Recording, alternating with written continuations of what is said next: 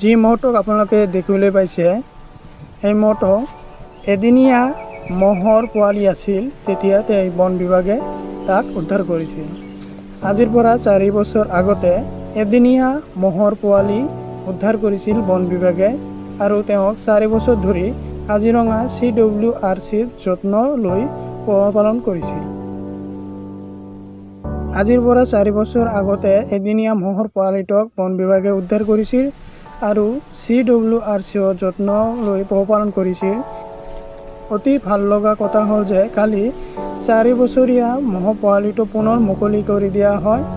বন্যপ্ৰাণীৰ উদ্ধাৰ আৰু সুৰক্ষাৰ ক্ষেত্ৰত এয়া এক আশাবাদৰ খবৰ।